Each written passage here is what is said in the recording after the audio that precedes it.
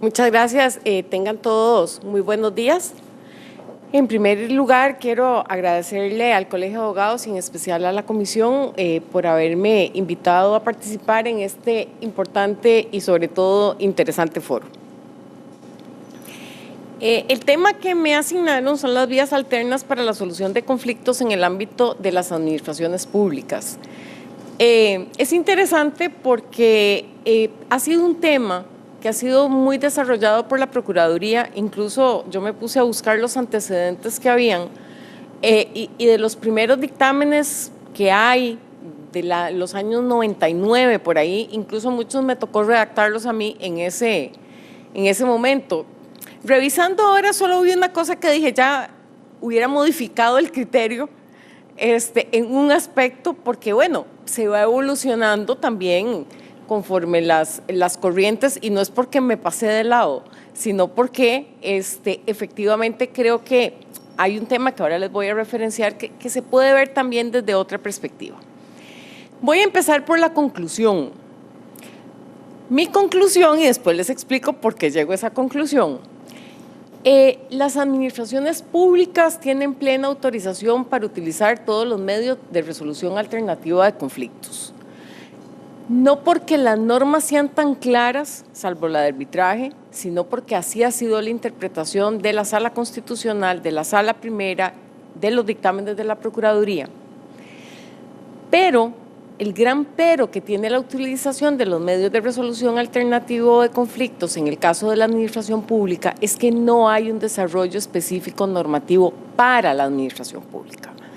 Yo siempre había propuesto y había dicho que debería haber normas que regulen específicamente a la administración participando de los medios de resolución alternativa de conflictos. ¿Por qué? Porque hay normas específicas distintas de las que hay en el ámbito privado. Y empecemos nada más por enumerar el principio de legalidad. El principio de legalidad, en el artículo 11 de la Constitución Política, digamos que es lo que todos sabemos, obliga a la administración a tener una norma, una autorización legal o normativa para poder actuar. Principio exactamente contrario al de los particulares. Pueden hacer todo aquello que no esté prohibido. Entonces, si partimos de que la regulación normativa es exactamente la inversa entre la administración pública y los privados, utilizando medios alternativos de resolución de conflictos, si nosotros simplemente, como es lo que ocurre en este momento con la ley RAC, dice, la administración puede participar y está autorizada a participar de los medios de resolución alternativa de conflictos, claro, pero ¿bajo qué condiciones? No están previstas en ningún cuerpo normativo, ni para RAC, ni para conciliación, por ejemplo, en vía administrativa, o la utilización de los principios en la vía administrativa. Entonces, la conclusión que adelanto, y ahora voy a fundamentarla, es que sí hace falta, si queremos promover y si queremos profundizar el uso de los medios de resolución alternativa de conflictos, deberían haber normas específicas para la administración, de forma tal que al funcionario le dé confianza tomar una decisión que le puede generar responsabilidad. Entonces, ese es un faltante que tiene el ordenamiento jurídico. Eso sí, yo reconozco que eso no ha sido óbice para que la administración vaya adelante con las distintas normas que se tienen a nivel normativo que permiten efectivamente el uso de esos medios, pero que siento yo, en lo personal, que muchas veces no son usados porque no hay una regulación clara sobre los límites o las competencias dentro de las cuales se puede mover la administración a la hora de llegar a una conciliación. Y nada más por poner un ejemplo, puedo conciliar un aspecto que una norma regula de manera específica. O sea, primer principio, yo no puedo conciliar en contra del ordenamiento jurídico. Entonces, ahí tenemos, por ejemplo, que hacer la distinción, bueno, ¿cuándo son actos reglados y cuándo son discrecionales? Puedo conciliar como administración, y vean que me siento todavía muy cómoda diciendo conciliar como administración, que ya no estoy en la administración, pero a veces tengo esos lapsus. ¿Puedo conciliar en contra del ordenamiento jurídico? No, el principio es que el ordenamiento jurídico me sigue sosteniendo cualquier decisión que tenga que tomar en un medio de resolución alternativa de conflictos. Pero tengo que entenderlo también para poder llegar a aplicarlo con un cierto margen de discrecionalidad en los casos que la discrecionalidad pueda ser utilizada, pero esa discrecionalidad va a estar sujeta a los artículos 15 y 16 de la Ley General del control del juez también. Vamos a ver las normas a muy grandes rasgos que tiene la administración o en general nuestro ordenamiento jurídico. En primer lugar, tenemos la regulación a nivel constitucional, a nivel de arbitraje, y se dice que el arbitraje es una forma de resolver los conflictos. Esto es importante tomarlo en cuenta porque después les voy a comentar, por ejemplo, se los voy a comentar de una vez. El arbitraje está previsto como una forma de resolución de conflicto desde la propia Constitución. Entonces, en algún momento se discutió, bueno, hay un derecho constitucional de las partes a conciliar, no solo en arbitraje, a conciliar incluso en vía penal. Es un derecho que tiene la parte, o sea, la parte puede exigirle, y aquí estoy hablando como mi conferencia es de la administración frente a la administración. O sea, la parte le puede exigir a la administración aceptar o al menos valorar una resolución alterna de conflictos en vía penal. En esto hubo una discusión, incluso hubo un cambio de criterio en algún momento de la Sala Constitucional, porque pasó que cuando estaba en el ejercicio del cargo, yo di una directriz verbal a los procuradores del área penal y les dije que había dos materias sobre las cuales no se iba a conciliar. Una era la aportación ilegítima de armas y la otra en ese momento era el delito pero cuando ya es delito de exceso de alcohol. Ahorita se me fue el nombre exacto del delito, pero es cuando la persona va alcoholizada. Y esa fue una decisión muy cercana a la reforma que hubo donde se disminuyeron los márgenes de alcohol posible. En ese momento la decisión que yo tomé era porque eran temas muy sensibles para la sociedad, donde había que dar un ejemplo y no entender que yo podía ir, tomarme los tragos, el tráfico me paraba y yo iba y conciliaba. O sea, porque al final mi preocupación es que entonces la norma no iba a tener contenido real, la gente se iba a tener a que con una conciliación salía del problema. En una que se rechazó, y además no se fundamentó, pero además se fundamentó porque no, la juez penal de Limón, en un tema de armas, plantea la consulta de constitucionalidad para que se declare inconstitucional la directriz verbal que yo había dado de no conciliar en esas dos materias. En esa resolución fue una resolución bastante enredada porque tiene un 4-3, pero después se subdivide, que a veces la sala va subdividiendo, 2, 3 opinan de una cosa, eran varios temas juntos. Y más o menos a la conclusión que se llega es que la Procuraduría no tiene por qué participar en los delitos de conducción temeraria con alcohol, entonces sacan a la Procuraduría de esa participación y la sacan de armas también. Pero además dice que sí está en obligación de conciliar. Por lo menos, o sea, que tiene que analizarlo y casi que dice que la persona sí tiene un derecho a la conciliación. En otra ocasión me volvieron a plantear una acción de inconstitucionalidad por esa misma directriz, ahora era por el tema del alcohol y no por el tema de armas, y la sala modifica el criterio y dice que la Procuraduría sí puede entrar a valorar en qué casos se puede entrar en una negociación y en qué casos por decisión obviamente motivada, o sea, no puede ser antojadiza, no se entra. Y en estos casos era más bien como una valoración general, no era caso por caso, sino se había dicho, en este tipo de delitos no se hace. he de confesar que había otro, pero lo manejé distinto y no decíamos que había una directriz, sino que se fueron rechazando caso por caso, que fue en lo de los huevos de tortuga. Porque resulta que la gente se estaba acostumbrando a que iba, sobre todo en la zona de Limón, los encontraban con huevos de tortuga comercializándolos, igual se habían acostumbrado a que con tanto se conciliaba. Entonces se dijo, no, ahí usemos, digamos, una estrategia distinta, no vamos a decir que hay directriz, pero caso por caso se fue diciendo que no, porque lo que se quería era llevar a juicio esos procesos. Uno dice, mire, son montos mínimos, claro, pero había un tema ambiental.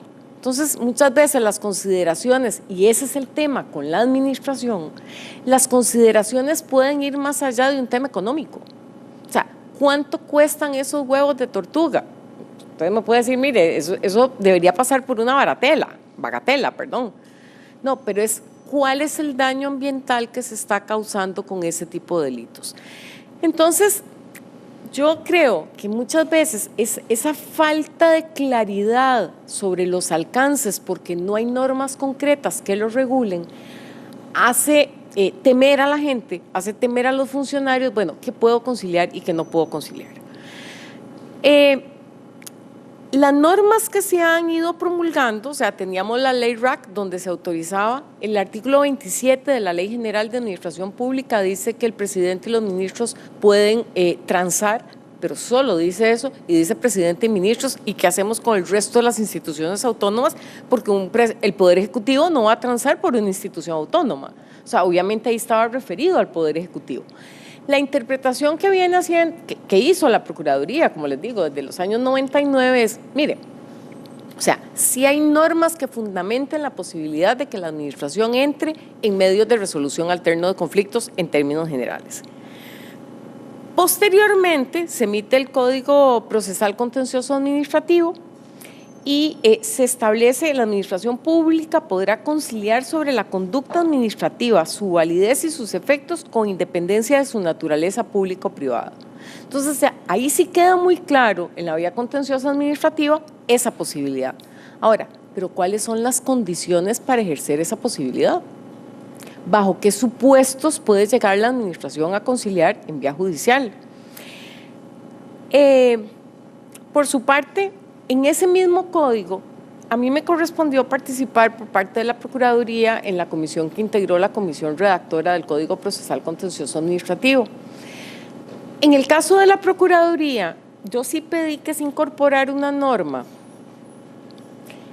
y se estableció que para poder transar, el procurador encargado del asunto requería la autorización del procurador general adjunto o del funcionario en quien estos deleguen.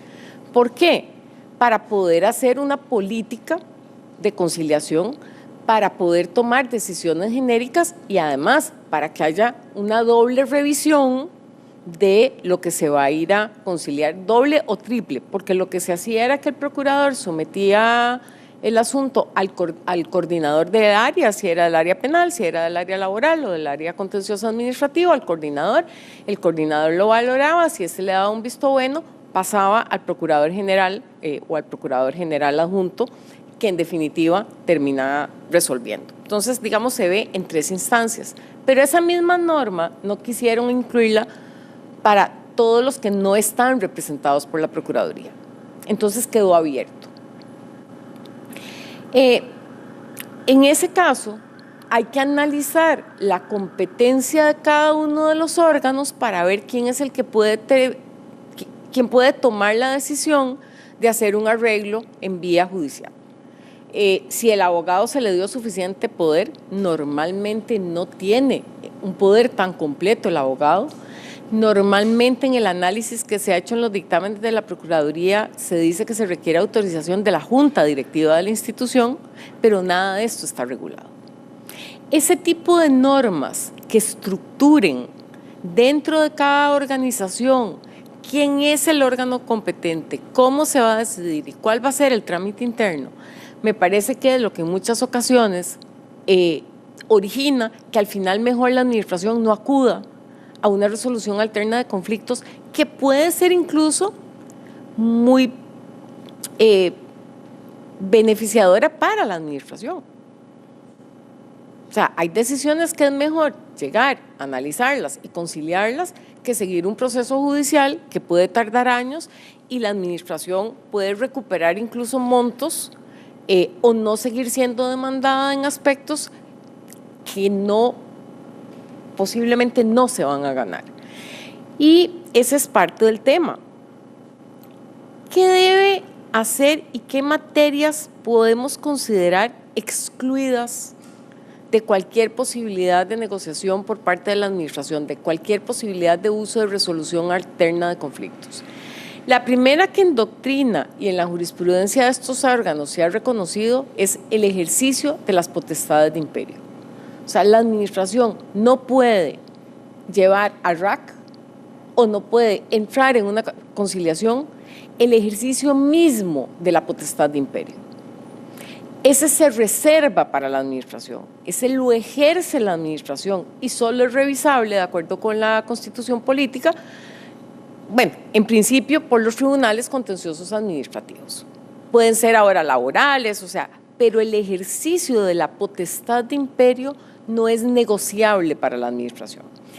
De hecho, hay asuntos donde se ha llevado arbitraje que finalmente ha llegado a la Sala Primera y la Sala Primera de la Corte Suprema de Justicia ha considerado que efectivamente el ejercicio de la atribución de imperio, por ejemplo, como puede ser la fijación de una tarifa, no es posible llevarla a un arbitraje.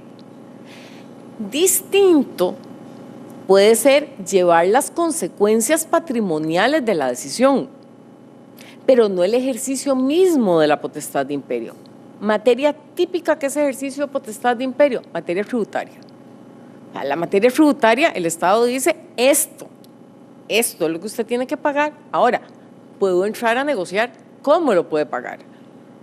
O sea, si le doy plazo, si no le doy plazo, si se ven otras alternativas. Por ejemplo, en materia tributaria hubo también mucho tiempo en que no se estaba conciliando de parte de la Procuraduría en materia penal tributaria. Posteriormente se modificó a partir de la modificación que se hizo a inicios de este gobierno de que sí se podía negociar en materia tributaria, aunque la decisión es de Procuraduría, pero había unos decretos que lo regulaban. A mí me parece en lo personal que las dos posiciones son válidas. Negociar en materia tributaria penal o no negociar es válido, depende de lo que esté buscando. Realmente los procesos tributarios penales en este país están tardando años y no siempre se tienen buenos resultados. A veces es más efectivo conciliar para recibir la plata y que el Estado tenga la plata que durar 5, 6, 7 años y que al final todos salgan absueltos y el Estado no reciba lo correspondiente. En ese tema, por ejemplo, ¿cuáles eran las condiciones que se imponían para una negociación? Prácticamente no había negociación, era paga principal, intereses, multas si hay, más un 30% de daño social. Punto, esa era la regla. O sea, realmente la posibilidad que tenía la parte en ese tipo de transacciones es mínima. Pero como les decía, el tema es que también en materia tributaria, por lo menos yo no me atrevo a ir a negociar que no le voy a cobrar intereses y los intereses están fijados por ley. O sea, el ámbito de movimiento que puede tener un funcionario no solo es en el ejercicio de la potestad de imperio, sino incluso es desde la perspectiva de todo el ordenamiento jurídico que tengo, que frente a esta deuda tributaria hay que cancelar tales intereses y tales multas. Entonces, mientras no existe una norma específica, yo sí entiendo que el ordenamiento se mantiene vigente como un todo y eso, digamos, limita un poco esa posibilidad. Eso se le dijo a las municipalidades, que varias preguntaron que si podían entrar en una conciliación con algunas personas que tenían deudas con la municipalidad. A la municipalidad le interesaba que le hicieran más bien un pago y dejar de discutirlo, y se les dijo que no. O sea, que si era ese ejercicio de la potestad de imperio, podían negociar la forma de pago, pero no el pago en sí mismo. Esto lleva a otro tipo de de razonamiento que hay que hacer. ¿Cuándo como administración se puede entrar en una negociación? Yo les digo, y eso se ha dicho en dictámenes, lo primero que hay que analizar es el grado de certeza, que uno nunca lo puede dar como abogado, pero una certeza razonable de cómo está el asunto. O sea, si uno está absolutamente convencido de que la administración tiene razón, no negocie. Pero absolutamente convencido, claro, estar absolutamente convencido es muy difícil. O sea, siempre hay niveles de riesgo en la decisión. Entonces, ¿cuándo puedo pensar en ir? Cuando tengo dudas como administración de tener toda la razón. Hay un tema, por ejemplo, que puede ser muy conciliable o transable en vía administrativa incluso, que es el tema de responsabilidad del Estado. Vean que ese es un tema muy distinto, porque en el tema de responsabilidad del Estado no estamos frente al ejercicio de potestad de imperio. Por ejemplo, un accidente de tránsito que se produce debido a un derrumbe en una carretera nacional y hay un reclamo frente a la administración. A mí me parece que esa materia es absolutamente transable para la administración. Si estoy entendiendo que no tomé las previsiones necesarias para que ese derrumbe no ocurriera. Un caso emblemático, bueno, en realidad dos casos que emblemáticos, uno tiene que ver con el Estado y el otro tiene que ver con la Caja. En el caso de los sobreirradiados, no sé si, bueno, aquí hay muchos muy jóvenes que pueden no acordarse, pero otros sí nos acordamos que se produjo un error en una máquina, estaba mal calibrada, hubo daños, incluso hubo muertes. Ese es un caso donde a mí me parece que la administración perfectamente puede ir a conciliar y me parece que la Caja lo hizo en su momento. Hubo otro caso que fue el guarda que entró, policía, que entró en la Embajada de Chile y que mató a varias gente. Era un guardia del Ministerio de Seguridad. En ese caso a mí me tocó dar asesoría en ese momento y yo les dije, vean, entren en una negociación. Además había un tema diplomático, ¿verdad? Porque ahí entró también Chile, digamos, a respaldar a sus diplomáticos también. Pero incluso, aunque no hubiera estado este tema, o sea, háganse los estudios en vía administrativa, el INS manejaba tablas, digamos, para establecer un poco los daños y valoren negociar en vía administrativa, o sea, reconocer en vía administrativa eventualmente el reclamo a través de una negociación. Eso se hizo así y lo que más me sorprendió es que después recibo en ese momento una nota de la Defensoría que explique, porque la Defensoría entra a investigar el caso, le pide explicación al presidente, al ministro, y ellos dicen, la Procuradora General nos asesoró, entonces me piden informe, y yo dije, sí, yo asesoré, dije que sí se podía entrar en una negociación, y para mi horror y consternación, la Defensoría dice que no es posible hacer conciliaciones en vía administrativa. Bueno, en ese momento ahí quedó, se siguió adelante con la... O sea, la Defensoría dijo eso, pero no entró en detalle, no pidió sanciones, no pidió nada, nada más dijo que no se debería. Y bueno, siempre se siguió manteniendo el criterio de que sí se podía conciliar en la vía administrativa. Entonces tenemos primero un análisis de competencia que hay que hacer en lo interno de cada institución de quién puede tomar la decisión. Segundo, un análisis de cada caso concreto para ver si la administración lleva razón o no, o si tiene dudas razonables que hagan ver bien la posibilidad de llegar a una negociación. Esto mismo aplica para el arbitraje, cuando no hay una cláusula arbitral, pero la parte solicita que se vaya a un arbitraje, todas estas valoraciones tienen que estar. Y hay un principio que la Sala Constitucional lo ha resaltado mucho, que antes de la Sala no se tomaba tan en cuenta, que es el tema de la motivación del acto administrativo. Uno de los fallos más grandes que tiene la administración es que no motiva adecuadamente los actos administrativos y muchos de los problemas se derivan de esa falta de motivación de los actos administrativos. Yo cuando daba las conferencias a los funcionarios públicos les decía, mire, Cuando usted toma una decisión, por ejemplo, de una contratación administrativa, uno pasa mucho tiempo pensando qué decisión es la correcta y hace todo un análisis mental y estudia y lo valora y lo revisa y normalmente se comenta con algún compañero. Yo les digo, es más, uno se está bañando y está pensando en cuál es la mejor decisión para tomar, llega al escritorio, adjudica y nunca dijo nada. O sea, yo lo que decía es que todo lo que usted pensó en el baño, en el bus, en el carro, hablando con los compañeros y meditando, póngalo. Porque eso además transparenta la gestión. Entonces, en estos casos donde la administración, por ejemplo, va a entrar en una transacción en vía administrativa o en vía judicial, fundamente la transacción. O sea, que quede un documento donde se expliquen las razones debidamente motivadas de por qué esa transacción es beneficiosa para la administración. Y entonces tomemos la decisión seguros, pero dejémoslo fundamentado. Porque si no se pone nada, se llega, dentro de 2 años, llega alguien y dice, ¿por qué hicieron esa transacción? La persona ya no está y nadie supo nada de por qué se hizo. Y se puede pensar que hay algo raro oculto debajo de esa transacción y resulta que no. No había nada oculto, pero no se transparentó la negociación. Obviamente yo no estoy diciendo que se transparente desde la primera conversación porque sabemos que eso no es así por ley. O sea, las negociaciones están protegidas, ¿verdad? Pero si ya se va a tomar la decisión de hacerlo, tengo que transparentar la decisión.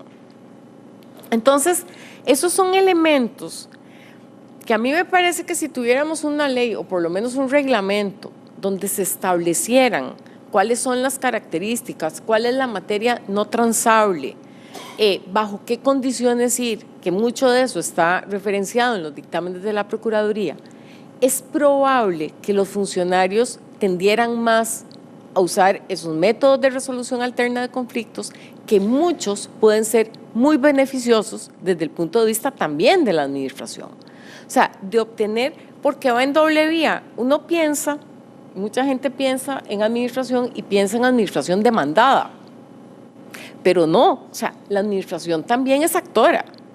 O sea, a la administración también demanda. Y esto mucho se ve en la vía penal. O sea, en la vía penal, muchas veces la administración, hay ocasiones en que es demandada civil, pero, por ejemplo, en el caso de la Procuraduría, muchas veces es víctima, o sea, representando al Estado. Entonces, desde esa perspectiva, es bueno muchas veces hacer transacciones, hacer una resolución alterna de conflictos dentro del proceso penal, pero tiene que ser con una perspectiva mucho más abierta que la que pueda hacer una persona física o jurídica, que no sea el Estado. ¿Por qué? Porque me parece que desde la perspectiva del Estado pueden haber elementos adicionales que deben ser tomados en cuenta. Y un poco, digamos, en la conferencia anterior se hicieron una serie de exposiciones y se decía, bueno, mire, ¿por qué limitar a 5 años, que solo cada 5 años se pueda conciliar? Y yo ahí me preguntaba, bueno, es que vamos a ver, depende de qué materia, de qué estemos hablando. La cantidad de delitos ambientales que hay en este país es enorme. O sea, la cantidad de denuncias. Está bien, muchas veces dicen, mire, pero es que es un arbolito, 2 arbolitos. No, es que todos los temas son importantes. Pero si yo lo que voy a ir es a una conciliación a decir, mire, es que ese arbolito cuesta 2,000 colones, 10,000 colones para que crezca, deme 10,000 colones, ahí sí yo no le vería mucho sentido usar una resolución alterna de conflictos. Por ejemplo, en materia ambiental, ¿qué fue lo que se hizo? Se fue a las oficinas del SINAC, y costó bastante, pero se pidieron que existieran planes de reparación ambientales, o sea, dirigidos por expertos ambientales. ¿Para qué? Para que las negociaciones estuvieran referenciadas en relación con esos planes ambientales que debería tener el Estado. Entonces el tema es no me dé 5,000 colones por el arbolito, es que usted va a ir a sembrar a tal lugar y va a cuidar esos árboles durante 5 años. Y si un solo árbol se muere, usted lo tiene que reponer porque usted al final de los 5 años tiene que tener, por decir, los 500 árboles que se comprometió sembrados buenos, sanos y crecidos. O sea, muchas veces debemos buscar otras formas de reparación que puedan ser más efectivas para el Estado que la plata. Y en ese tema también, por ejemplo, el daño social. A nivel de transacciones en vía penal, se busca también el daño social, que no necesariamente en materia tributaria sí es económico, porque la materia tributaria es económica, pero en otras ocasiones, por ejemplo, lo que se buscaba era como daño social adicionado al daño ambiental, una reparación en un lugar, en una escuela. O sea, se tenían inventariadas las necesidades de la escuela, de los ENSINAE. Entonces, usted además repare a la sociedad, a la colectividad, más allá del daño económico que usted produjo. Entonces, aquí podemos ver distintas visiones. O sea, una visión de una transacción meramente económica, que supongo que todos los que han estado más desde el lado del sector privado, en lo que piensan es en una reparación económica, y he de confesar que yo sé que es la más fácil de hacer, o sea, aparte de conseguir la plata, pero bueno, voy, consigo la plata, pido el préstamo, lo que sea, y salgo del problema. Y una concepción desde el punto de vista de la administración, que por lo menos cuando yo estaba en la Procuraduría, no lo veíamos como un mero tema económico. O sea, tenía que ser una transacción sobre un tema económico, pero tenía que ir más allá del tema económico. Tenía que buscar una satisfacción de un interés público más allá de que deme la plata. Miren, una negociación, por ejemplo, de ese tipo, que al Estado le den 10 millones a Caja Chica, y en Caja Chica, Caja Única, y en Caja Única se diluyen. Es difícil que se devuelva al MINAE para que el MINAE repare el lugar. En cambio, si uno pone a reparar al privado el lugar directamente, posiblemente todos tenemos una reparación mucho más rápida al ambiente, porque el privado va, compra las cosas, las siembra, las cuida, no tiene que hacer concurso, no tiene, y ahí está. Entonces, esos elementos y esa visión posiblemente es muy distinta a la visión, digamos, de los particulares, de que yo lo que quiero es pagar y salir del asunto y no me pongan a hacer trabajo comunal y no me pongan a ir a la escuela a pintarla, etcétera, etcétera. Pero bueno, desde el punto de la administración, a mí sí me parece válido, totalmente válido, que tenga una visión un poco más amplia a la hora de llegar a una negociación. Volviendo al tema, la sala ha dicho expresamente que el ejercicio de potestades de imperio que son irrenunciables, imprescriptibles e intransmisibles no pueden ser llevadas a resolución alterna de conflictos, aunque de su ejecución puedan derivarse consecuencias patrimoniales. Es importante también que en ese análisis que hay que hacer, ¿cómo determino el grado de discrecionalidad que puede tener un funcionario público para entrar en una negociación? ¿Cómo entro a analizar esa discrecionalidad? Debe ser una discrecionalidad. Primero, hay elementos discrecionales en la decisión, pero la decisión completa no es discrecional. ¿Por qué en mi criterio la decisión completa no es discrecional? Porque el ordenamiento jurídico sigue vigente. Porque para mí, si hay norma expresa que obliga a una determinada conducta, yo no puedo transarla y decir no la voy a ejercer. O sea, la administración no puede entrar en una negociación y decir, mira, es que yo no le voy a cobrar los tributos. No. O sea, ese elemento de discrecionalidad no hay. Pero como les digo, en los casos típicos de eventual responsabilidad del Estado, de la Caja, de sus instituciones, ahí hay más elementos discrecionales que el abogado puede valorar o la administración puede valorar.